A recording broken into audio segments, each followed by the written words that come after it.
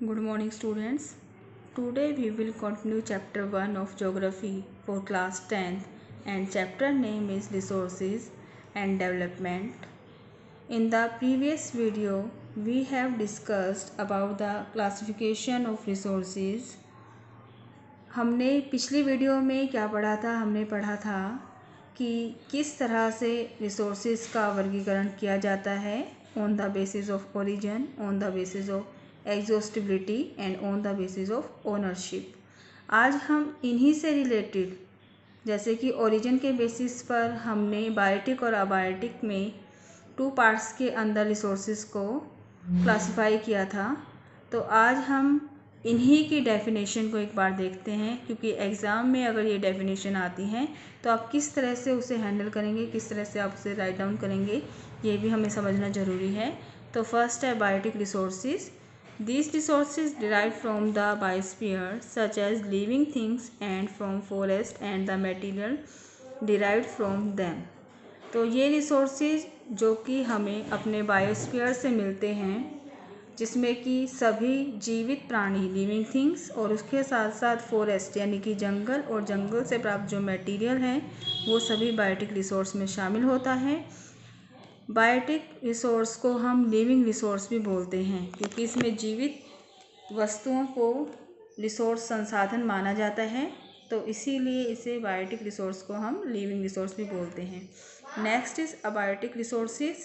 Abiotic resources these resources that are non living things. ये वो वस्तुएं हैं या वो रिसोर्सेज हैं जो नॉन लिविंग वस्तुएं होती हैं। These resources are not easily replenished and are being used above the rate that they can be naturally replaced. ये वस्तुएं जो हैं ये आसानी से हमें नहीं मिलती, वापस नहीं मिलती, और इन्हें नेचुरली रिप्लेस किया जाता है, यानी कि नेचर ही इन्हें दोबारा से बना सकती है। हम लोग इन्हें दोबारा से नहीं बना सकते, या फिर बहुत स्पीडली इसका निर्माण नहीं होता, जैसे कि वाटर, सॉइल, और इसमें हम नॉन लिविंग थिंग्स को पढ़ते हैं, यानी कि जितनी भी निर्जीव वस्तुएं हैं वो अबायोटिक रिसोर्स में आती है। Next is renewable resource. A renewable resource is a natural resource which will replenish to replace the portion depleted by uses and consumption, water, solar energy and soil. ये रिन्यूएबल रिसोर्सेज वो resources हैं जिनको कि खपत के बाद दोबारा से प्रकृति के द्वारा रिप्लेस कर दिया जाता है, दोबारा से वो हमें मिल जाते हैं, जैसे कि वाटर, सोलर एनर्जी और सोइल। ये चीज़ें जो हैं हमें बहुत, मतलब कि अगर हम लोग इसका यूज़ कर भी रहे हैं तो ये दोबारा से, जैसे पानी का हम लोग यूज़ करते हैं तो उतना ही पानी दोबारा से हमारे एटमॉस्फेयर में चला जाता है, और कंडेंसेशन या एवोपरेशन वाले मेथड से या प्रोसेस से वो दोबारा से हमारे अर्थ पे हमें मिल जाता है। सोलर एनर्जी भी उसी तरह से हम लोग यूज़ कर सकते हैं। Non renewable resource is a natural resource that cannot be readily replaced by natural means at a quick enough pace to keep up with consumption. ये वो स्रोत हैं जो कि नेचुरल स्रोत हैं, प्राकृतिक स्रोत हैं, और उसके साथ साथ इन्हें बहुत जल्दी रिप्लेस नहीं किया जा सकता। इनको बनने के लिए बहुत अधिक टाइम की ज़रूरत होती है, इसीलिए इनका कंजम्पशन जो है उसके तुरंत बाद हम इसको रिप्लेस नहीं कर पाते, प्राप्त नहीं कर सकते। जैसे कि कार्बन बेस्ड फॉसिल फ्यूल जितना भी आता है, हमारा पेट्रोलियम वगैरह जो भी पदार्थ हैं, वो कई हज़ार वर्षों के बाद या उसकी प्रोसेस के बाद हमें प्राप्त होते हैं, और वो एकदम से खपत के तुरंत बाद जो है वो प्रोवाइड नहीं हो सकते, उन्हें बनने में काफ़ी टाइम लगता है। तो ये हैं non renewable resources. Next is individual resources.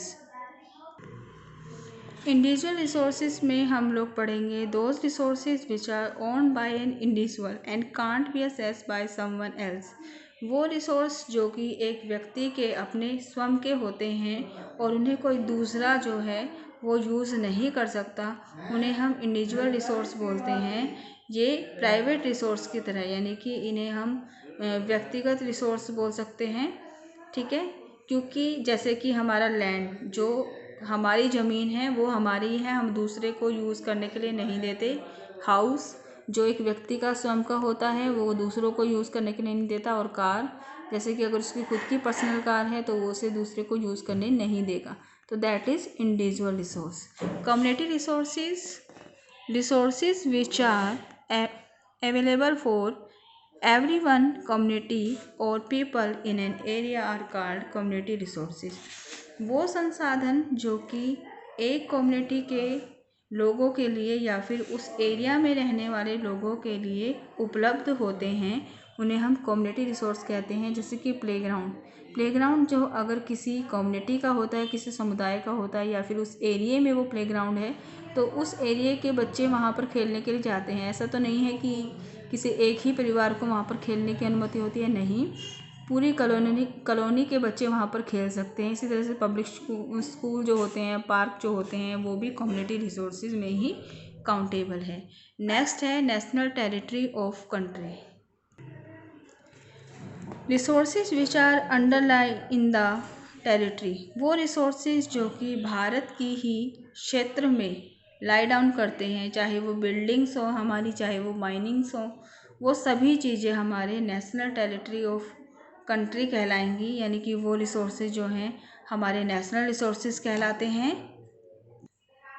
इसमें बिल्डिंग्स को हम लोग शामिल करते हैं। जो हमारे देश की बनी हुई बिल्डिंग्स है वो हमारे देश की टेरिटरी में बनी हुई है, इसलिए वो इंडिया की ही बिल्डिंग्स कहलाएंगी, इंडिया के ही रिसोर्स कहलाएंगे। International resource, it mean the resource which belong to all the country of the world. International resources वो रिसोर्सेज होते हैं जो कि पूरे संसार के कंट्री से बिलोंग करते हैं, उससे संबंधित हैं। जैसे कि ओशन रिसोर्स जो हैं, जो कि 200 किलोमीटर के एक्सक्लूसिव इकोनॉमिक जोन से बियॉन्ड हैं, उनसे परे हैं, उनको हम लोग इंटरनेशनल ऑन रिसोर्सेज में बोलते हैं। मैंने आपको बताया भी था प्रीवियस वीडियो में कि 12 नॉटिकल माइल्स जो होते हैं वो 12 नॉटिकल माइल्स को हम लोग स्टेट की टेरिटरी में काउंट करते हैं, और उसके बाद 200 नॉटिकल माइल्स को हम लोग एक्सक्लूसिव इकोनॉमिक जोन मानते हैं, जो कि नेशनली रिसोर्स में आता है, और उसके बाद वाली जगह को हम लोग एक्सक्लूसिव इकोनॉमिक जोन में काउंट करते हैं। अब उसके बाद नेक्स्ट हम लोग पढ़ने वाले हैं जो उसे देखेंगे एक बार और से।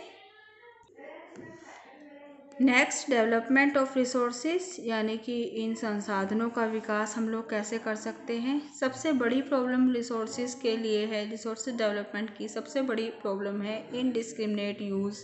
यानी कि जब हम लोग देखते हैं कि जो रिसोर्सेज हैं उसको बहुत ही वास्ट स्केल पर यूज़ किया जा रहा है और इनडिस्क्रिमिनेटली वो यूज़ हो रहा है, तो उससे बहुत सारी प्रॉब्लम्स जो हैं वो क्रिएट होनी शुरू होती है। Resources are being used indiscriminately and it creates by many people. तो सबसे पहले तो रिसोर्सेज जो हैं वो इनडिस्क्रिमिनेटली यूज़ होने शुरू हो जाते हैं, और ये एक व्यक्ति के द्वारा नहीं बल्कि कई लोगों के द्वारा इस तरह की प्रक्रिया की जाती है। क्यों की जाती है? To satisfy the greed of some people. कुछ लोगों की जो लालच है, लालच यानी कि अत्यधिक कमाना, कि वो लोग माइनिंग किए जा रहे हैं, माइनिंग से जो पेट्रोल निकलता है उसे बेचते हैं और बहुत पैसा कमा रहे हैं। तो ये जो ओवर यूज़ हो रहा है उस रिसोर्स का, किस लिए? सिर्फ अपनी ग्रीड को सेटिस्फाई करने के लिए। ये जो रिसोर्सेज डेवलपमेंट में सबसे बड़ा, हम कहेंगे इसको कि ये एक तरह से रोकने का काम करता है, यानी कि डेवलपमेंट को सही ढंग से नहीं करने देता। Resources are depleted rapidly. Resources जो हैं उनका यूज़ बहुत ही जल्दी हो रहा है, जिससे कि वो बहुत ही शीघ्र ख़त्म हो रहे हैं। और अगर इसी तरह से हम लोग रिसोर्सेज को डेप्लीटेड करते रहे तो आगे आने वाली जनरेशन को शायद वो चीज़ कभी मिले भी ना, और वो कभी उन चीज़ों का यूज़ ना कर सके। तो इन चीज़ों के यूज़ से, यानी कि जो इनडिस्क्रिमिनेट यूज़ हो रहा है, उससे क्या प्रॉब्लम आई? Our society is divided into 2 category. हमारा समाज जो है वो 2 कैटेगरी में डिवाइड हो गया, हैव्स एंड हैव्स नॉट्स। यानी कि रिच और पुअर। हैव्स यानी कि जिनके पास बहुत कुछ है वो रिच हो गए और जिनके पास कुछ भी नहीं है वो पुअर हो गए। ठीक है, अब नेक्स्ट हम देखते हैं when the resources are rapidly used our environment also suffer global ecological crisis and global warming। दूसरा क्या होता है, देखो एक तो डेवलपमेंट रिसोर्सेज का इनडिस्क्रिमिनेट यूज़ करने से सोसाइटी टू पार्ट्स में डिवाइड हो गई, हैव्स और हैव्स नॉट। दूसरा क्या हुआ, दूसरी सबसे बड़ी प्रॉब्लम होती है हमारे एनवायरनमेंट को, वो सबसे ज़्यादा सफ़र करता है। ग्लोबल इकोलॉजिकल क्राइसिस होने शुरू हो जाते हैं, ग्लोबल वार्मिंग भी उसी का एक पार्ट है, वो ग्लोबल वार्मिंग होना शुरू हो जाता है। अब हम लोग अगर ध्यान से देखें तो क्या देखो ये रिसोर्सेज जो यूज़ होते हैं वो किसके द्वारा यूज़ होते हैं, वो अगर हम लोग कहें जो डेवलप्ड कंट्री हैं उन्होंने उन्हें सबसे ज़्यादा यूज़ किया। जो विकसित देश हो चुके हैं उन्होंने किसी टाइम पर इन रिसोर्सेज को बहुत ज़्यादा यूज़ किया। अब उन रिसोर्सेज को यूज़ करने से फैक्ट्रीज़ बहुत ज़्यादा चल रही हैं, फैक्ट्री प्रोडक्शन उन इलाकों में बहुत ज़्यादा हो रहा है, उन कंट्रीज़ में बहुत ज़्यादा हो रहा है, जिससे कि ग्लोबल वार्मिंग हो गई। अब ग्लोबल वार्मिंग होने से क्या होगा, ग्लेशियर पिघलने शुरू हो जाएंगे। क्यों? क्योंकि अर्थ का टेम्परेचर जो है वो हाई होना शुरू हो जाता है और due to highness of temperature जो हाई होता है इससे क्या होना शुरू हो जाता है, ग्लेशियर जो है वो पिघलने शुरू हो जाते हैं। अब ग्लेशियर अगर पिघलते हैं तो उन डेवलप कंट्री को फ़र्क नहीं पड़ेगा, फ़र्क किन्हें पड़ेगा, फ़र्क उन कंट्रीज़ को पड़ेगा जो कि कोस्टल जगह पर हैं, यानी कि जो समुंदर में द्वीप हैं, जो आइलैंड के फॉर्म में जो कंट्रीज़ हैं वो डूबनी शुरू हो जाएंगी। तो कहीं ना कहीं पूरे अर्थ को सफ़र करना पड़ता है कुछ लोगों की ग्रीडनेस के कारण, जो कुछ लोग ग्रीडनेस में आ करके, यानी कि बहुत ज़्यादा धन कमाने की उनकी इच्छा होती है और उस लालच में वो लोग जो रिसोर्सेज को बहुत ज़्यादा यूज़ करते हैं उनसे प्रॉब्लम होनी शुरू हो जाती है एनवायरनमेंट को भी और दूसरे देशों को भी, जो कहीं ना कहीं उन चीज़ों में विश्वास नहीं रखते हैं, उन चीज़ों को नहीं कर रहे। तो अगर हम लोगों को ये रिसोर्सेज बचाने हैं या अपने एनवायरनमेंट को बचाना है तो एक जगह से प्रयास नहीं हो सकता जब तक पूरे के पूरे वर्ल्ड वाइड कंट्रीज़ इसके अंदर ना मिले। तो इसीलिए सबको मिलकर डेवलपमेंट और रिसोर्सेज की तरफ काम करना पड़ेगा, यानी कि रिसोर्सेज को सही रूप से यूज़ करना पड़ेगा, उसे अपने आगे की नेक्स्ट जनरेशन के लिए बचाना पड़ेगा। अब अगली वीडियो में हम लोग पढ़ेंगे सस्टेनेबल डेवलपमेंट के बारे में। अभी यहाँ तक आपको आपके नोट्स जो हैं वो बहुत ही अच्छे मैनर्स में प्रिपेयर करने हैं। Thank you so much.